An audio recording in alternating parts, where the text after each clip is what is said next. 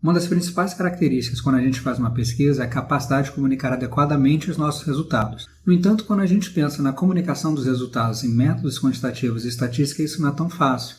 Muitas vezes o texto que a gente escreve é muito denso, é muito árido, é muito difícil de entendimento para uma pessoa do lado de fora de métodos quantitativos e estatística. Nesse sentido, existem pelo menos duas maneiras que não são concorrentes ao texto, são complementares ao texto, que podem auxiliar bastante, fazem parte da estatística descritiva. A apresentação dos resultados de uma pesquisa pode ser feita a partir de gráficos e tabelas. Esses dois elementos têm sua participação na apresentação dos resultados, têm suas vantagens e têm suas desvantagens. Acho que a principal vantagem de uma tabela é conseguir consolidar em um espaço curto de texto, não é? Uma tabela ela fica inserida no texto, muitas informações de uma maneira bastante detalhada. Eventualmente, esse detalhamento pode ser excessivo e até mesmo prejudicar. No entanto, uma tabela, ou muitas vezes um quadro, consegue rapidamente apresentar um conjunto de informações. A mesma coisa para o gráfico, né? O gráfico consegue rapidamente, visualmente, de uma maneira bastante ilustrativa e didática, apresentar os principais achados de uma pesquisa. Certamente pode ter um ponto ruim, não é? Quando uma pessoa não entende bem um gráfico ou quando uma pessoa faz um gráfico de uma maneira inadequada. Isso posto, existem muitas maneiras da gente apresentar gráficos e tabelas. Daqui a pouco eu vou sair dessa tela e vou apresentar justamente para vocês um capítulo do meu livro sobre estatística descritiva, em que eu vou mostrar como fazer uma tabela e um gráfico utilizando o R inicialmente e depois como utilizar o IASP ou JASP para fazer a mesma coisa numa pesquisa que nós fizemos num perfil epidemiológico de estudantes universitários. Daqui a pouquinho eu vou sair aqui da sua tela e vou ficar num canto, primeiro com o R aberto e depois com o IASP aberto. Você está vendo aqui na minha tela duas janelinhas. A janela da frente, não é a primeira, é justamente o artigo que eu vou utilizar para apresentar para vocês algumas tabelas e alguns gráficos. Esse artigo foi publicado no ano de 2020, então já tem algum tempo, não é? Eu vou deixar aqui na descrição desse vídeo o DOI para que você possa acessar. É um artigo livre, você não paga nada para acessar. E aqui atrás, eu vou clicar agora, tem a janelinha do R. Essa janelinha do R, ela traduz um pouquinho o capítulo 4 de estatística descritiva do livro. Eu não vou executar integralmente, eu vou executar aqui algumas linhas que eu já tenho aqui na cola, na minha mesa, num papel, para que você possa verificar algumas tabelas e alguos gráficos. Primeira coisa, eu vou carregar esses dados, né? Então os dados que foram utilizados para escrever o artigo estão aqui. Quando eu carregar esses dados, ele vai ficar no R, e vai ficar no pano de fundo. Agora eu posso utilizar várias funções desses pacotes para otimizar um pouquinho as minhas análises. E vou direto na linha 346. É a primeira coisa que eu coloquei aqui na minha cola, linha 346. E vou mostrar para vocês como fazer uma tabela quando nós temos uma única variável categórica, no caso country, não é país. Eu estou utilizando aqui uma função do pacote Janitor, que é a função tabil.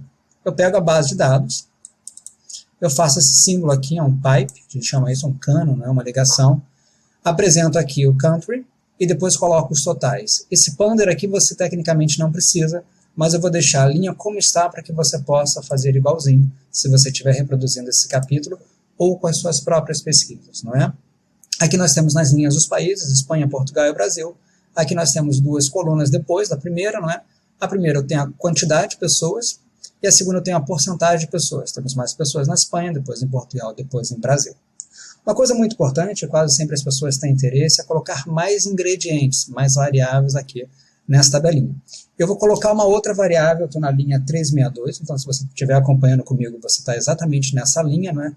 Em que eu vou colocar não apenas o país que o participante está, country, mas também o sexo do participante, filtrando por aquelas pessoas que não marcaram o sexo, a gente não tem essa informação.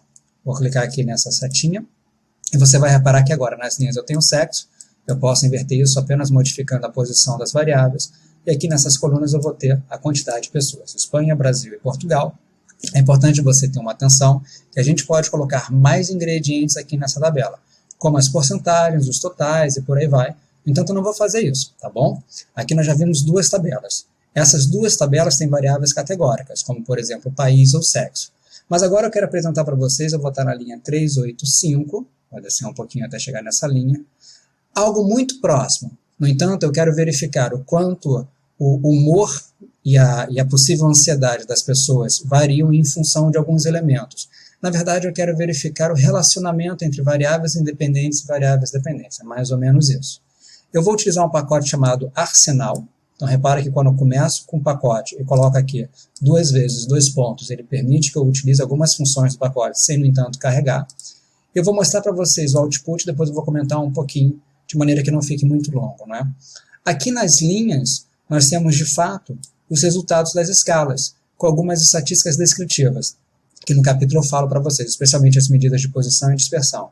Aqui nós temos a quantidade de casos ausentes, a média e o desvio padrão, o SD é desvio padrão, a amplitude, aí depois a mesma coisa, casos ausentes, a média, o desvio padrão e a amplitude desses valores. Nós temos aqui nas colunas a Espanha, Portugal e o Brasil e o total, e aqui a gente já consegue fazer uma comparação rápida entre, repara só, nós temos uma variável que ela é categórica, não é? País, que os participantes estão alocados, e uma variável que ela é tratada aqui como contínua, que são os resultados dessa escala.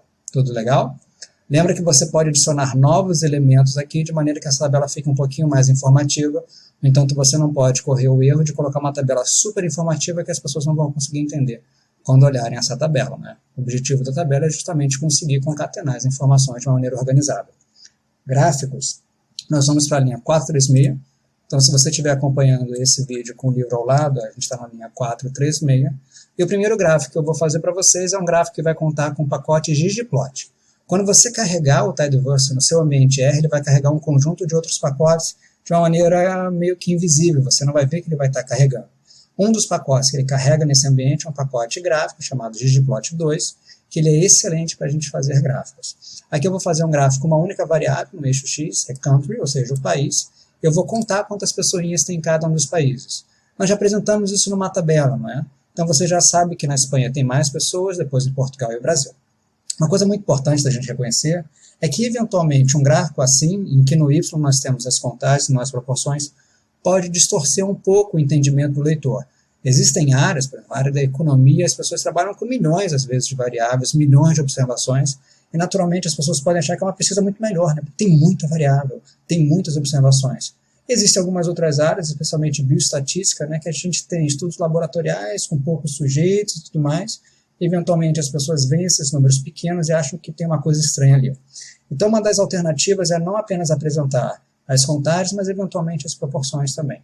Aqui na linha 436, se você descer um pouquinho, você vai reparar que eu apresento também as proporções, 447 aqui. Beleza, repara só as proporções, não é?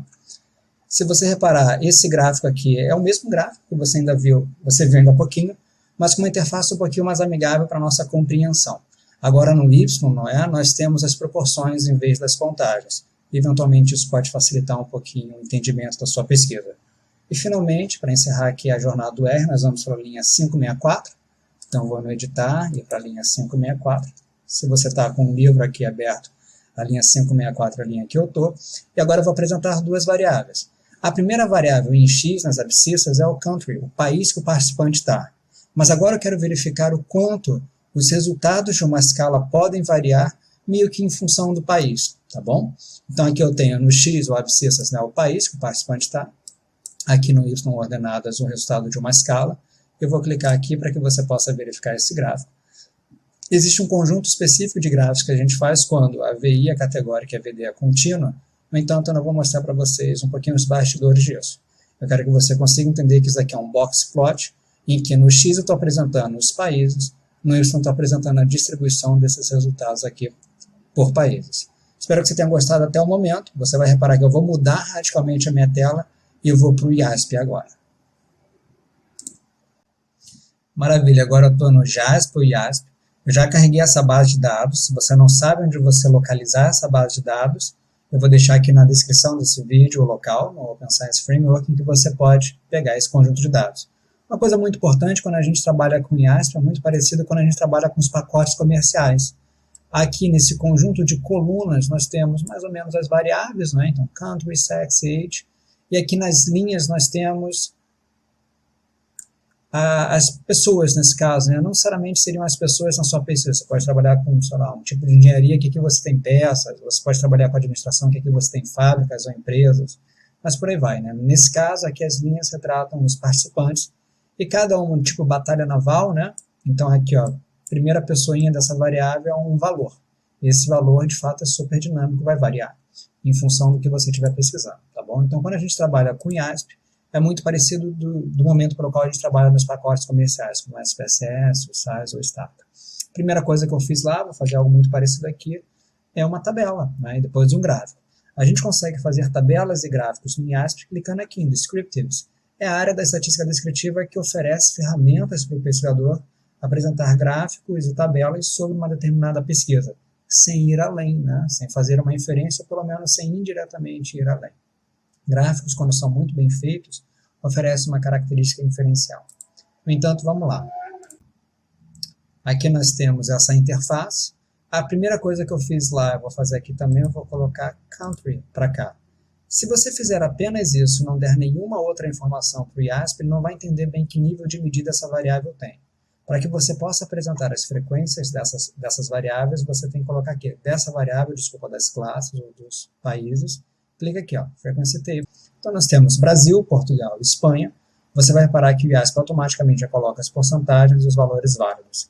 E os acumula, né? Aqui o acumulado de porcento só pode chegar a 100%. Esse valor aqui não pode passar de 100%.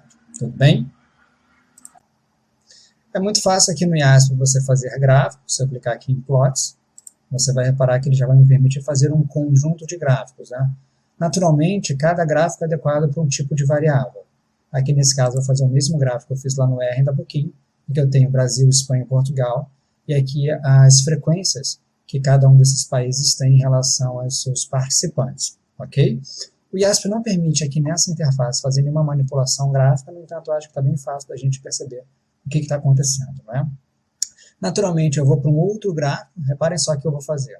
Agora eu quero verificar o quanto os resultados da escala, no caso, by soma, tá bom? Essa é a variável, vou colocar aqui, variam em função do país que a pessoa está. Vou colocar para cá agora o country.